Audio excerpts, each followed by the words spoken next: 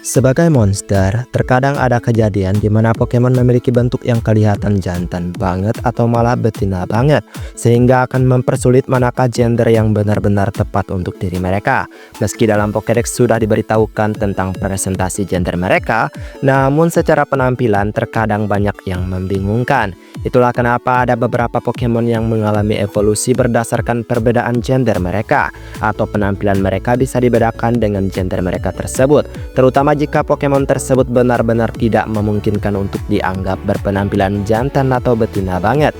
Namun ini hanya sedikit dari mereka, banyak yang tidak memiliki hal tersebut.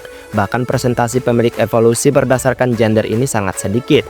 Hari ini aku mencoba menemukan beberapa Fakemon pemanis untuk Pokemon yang sekiranya berevolusi berdasarkan perbedaan gender. Jadi kalau begitu mari langsung saja kita masuk ke daftarnya. Let's go! Cacnea. Cacnea berdasarkan inspirasi merupakan kaktus imut dengan bentuk bulat. Pokemon ini mendiami tempat kering yang sangat mampu ia hidupi karena memang inspirasinya yang mendukung. Menjadi Cacturne adalah evolusi yang bagus dan menyeramkan. Terlihat bahwa ada banyak sisi seram untuk kaktus hidup ini. Dan secara penampilan, Cacturne tampak sangat jantan, seolah ia mengenakan pakaian pria dalam balutan kaktusnya. Ada satu Pokemon yang bernama Moractus yang seringkali salah diartikan sebagai evolusi betina Cacnea, tapi ini adalah spesies Pokemon berbeda. Dan bagaimana jika kaktus ini memiliki perbedaan bentuk dalam gender betinanya? Dan ini adalah Cacnea dengan tipe Dark Grass, Pokemon manipulatif yang memanfaatkan kemampuan aktingnya untuk mengelabui mangsanya. Cukup bagus dengan desain seperti garis kecil yang periang. Popplio.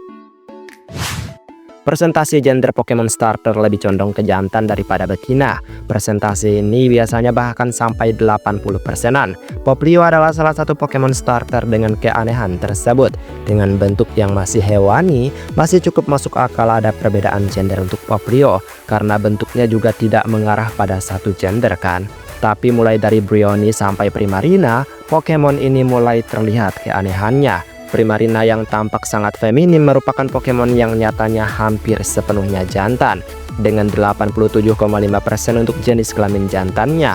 Ini agak menggelikan ya. Itulah alasan kenapa aku memperkenalkan evolusi Popplio jantan, dengan warna yang lebih gelap sesuai warna Popplio, dan bentuk akhirnya yang tidak terlalu buruk untuk menjadi Pokemon jantan kan.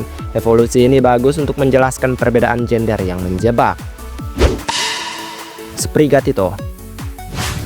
Seperti yang bisa kita lihat, kucing manis ini tampak sangat feminim, terutama karena gerakannya yang terlihat lembut dipadukan dengan bentuk kepala yang manis. Setelah melalui evolusi, Meowscarada juga sangat tampak seperti betina. Ini jelas tidak sesuai dengan presentasi gender yang bahkan hampir separuh dari mereka adalah jantan. Tetapi yang kenyataannya kita malah melihat seekor Pokemon yang berdiri dengan sangat elegan.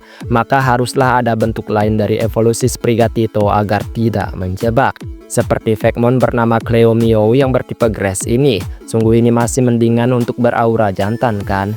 Dan juga ada bentuk terakhirnya yaitu Opureto yang bertipe Grass ini juga akan cukup memuaskan untuk didapatkan. Psyduck. Mungkin Pokemon ini tidaklah terlalu membingungkan untuk meminta atau melihat mereka dalam presentasi seimbang dalam jenis kelaminnya. Tetapi evolusinya Golduck bisa tampak menipu untuk suatu alasan. Sifat yang agak garang dan dikombinasikan dengan tampilan yang kasar, kita perlu untuk menentukan bagaimana membedakan mereka. Mungkin Fakemon evolusi Psyduck yang 100% betina ini tidak terlalu tampak seperti betina. Tetapi setiap Golduck jantan akan mencari cara untuk menarik perhatian Golduck betina ini. Warna biru Golduck jantan berfungsi untuk menarik perhatian mereka. Machop. Ada baiknya kita tidak menyebutkan jenis kelaminnya. Machop tanpa baju gini masih aja punya presentasi betinanya. Tentu saja agak vulgar mengingat bentuk mereka sama aja. Terlebih saat menjadi Machop yang berotot dan tidak menutup dada. Bayangkan saja bagaimana para Machop betina yang bentuknya manusia banget harus seperti ini juga. Ya agak gelap kalau dipikir-pikir. Maka dari itu bentuk perbedaan gender juga sangat sesuai untuk keluarga Pokemon ini. Contoh Fakemon bernama Magic yang bertipe Fighting ini. Dia jelas seperti Machop tetapi versi lebih langsing dan agak tertutup sebagai betina. Riolu.